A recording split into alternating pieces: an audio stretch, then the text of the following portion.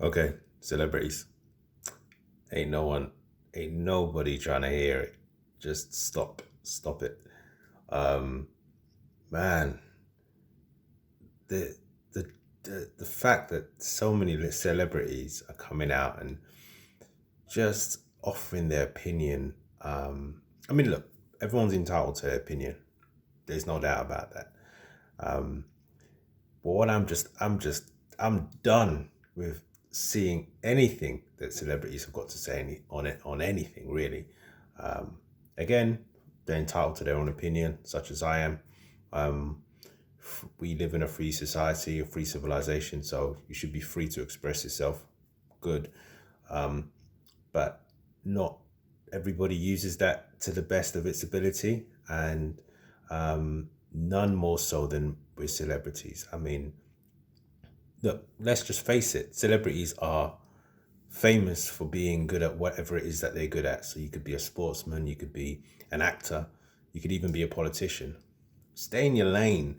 In some ways, actually, not. You can express yourself absolutely, but we should also be like a lot more critical with people that speak on subjects that are not their subject matter. So if you're an actor and you talk about acting, okay, you can generally think this person knows what they're talking about. But when they start venturing out into other areas, you have to be like, okay, let me just pay extra attention to what you have to say. I think the one that sticks mostly to mind, I mean, there's multiple examples, but the one that sticks most to mind is that, and this is old news at this point. We're well into June now, so, but it was that video I saw of celebrities talking about Black Lives Matter and how they're not going to ignore racism anymore, and they're going to take a stand, and they apologized effectively for the thoughts that they might have had. And you know, if you're really thinking with a critical mind, you should be very concerned about that. A celebrity coming out and saying that, oh, I'm sorry, and I apologize for you know those thoughts and actions that I had before, and that I have I want to change, and I won't ignore such behavior in the future. Just first question: if you're not a racist, why do you need to apologize for being racist? And secondly, what is it that you think or your apology is going to do? What do you really think it's going to do? The thing that really came to my mind is that when somebody comes out and says, I'm sorry for something, and they didn't come out with it before, I think, hang on a minute, why didn't you say anything before? You look at the time now, and everybody's coming out at the same time. So you've got these massive multinational corporations coming out and saying, oh, we stand with Black Lives Matter. So what were you doing before? It's a bit like McDonald's chicken nuggets, where you see that label that says made with real chicken, made with 100% chicken breast. You think, what was it made of before then? So it's a bit like when you come out and say, I stand for Black lives. Why do you need to say that? Were you not standing before? So that says, hang on a minute, that's a bit fishy. Because I truly believe these guys that did that video, I think they're the true racists. If you're going to find a racist anywhere in the world, it's going to be amongst that group of people that can come out and say, I'm sorry. Firstly, what are you sorry about? And that you've been ignoring racist things in the past. That's two. But also, the worst part of it is that the only reason they're coming out now is because it's socially expedient to do it. In fact, you do it now, there's an amnesty. You can come out and say you're racist and no one's going to really accuse you because it's the in thing to do. All the corporations are doing it. All the celebrities are doing it. Everybody's kneeling down, essentially, figuratively and literally. So you get all the social credit for doing it. So what do you have to lose? if you are really sorry, you are putting yourself in a vulnerable situation. There's nothing vulnerable about what they did. Nothing at all. In fact, it was a complete photo op. That's essentially what it was. And to me, that screams, if you're going to see anyone as racist, that is racist.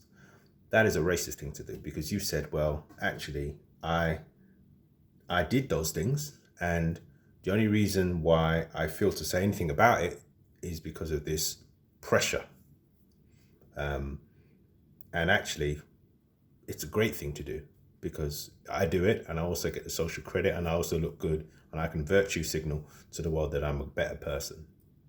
When actually, when it was more uncomfortable, like the Liam Neesons of this world, when it wasn't really expedient to do it, you didn't want to do it.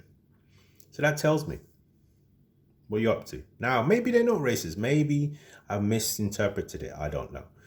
But to me, it would seem that if anyone in the world, if I have to put it a hierarchy of people that are racist, I'd certainly place those people there, because it shows me that they are willing to put their need for exposure, their need for celebrity, and just attach it to the nearest cause. If they really did care, they'd ask themselves, hang on a minute, I'm not racist though. Why do I need to do this? I'm a good person. If I really care, let me do something that's tangible, rather than just talk about something that really doesn't mean anything to you. It doesn't, because you haven't done anything. It's easy to say that I support this thing and then go back to doing whatever it was you're doing, but you're not changing any lives. You're not impacting anybody. You're not sitting down and actually having open conversations on both sides, left and right, because there's a left side of the political aisle, there's a right side of the political aisle, and both have valid concerns. But if you're not engaging with that, then why are you so quick to just give your opinion? Not even your opinion. Why are you so quick to attach yourself to a movement? If you really want to care, you should find out, the real truth. So, celebrities, I'm just generally done. I mean, there's a lot of rubbish that they say, regarding things like politics, for example. A lot of fake news that's out there, a lot of things they attach themselves to. The Covington high school kids is one of the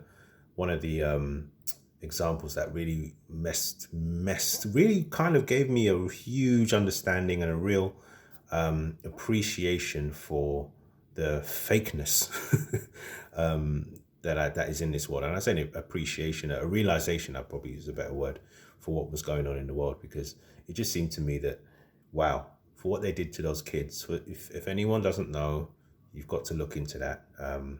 Look into what happened to those kids. Completely terrible what happened to them. They couldn't have done anything more perfectly, in my opinion. And that, if those were my kids, I would have been fuming. It's not is even a nice way of putting it. So,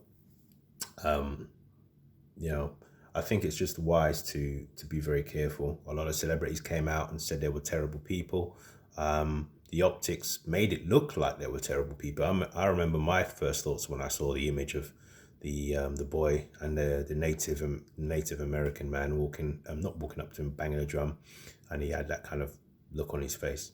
I did feel that, I was like, oh, that did invoke an emotion in me.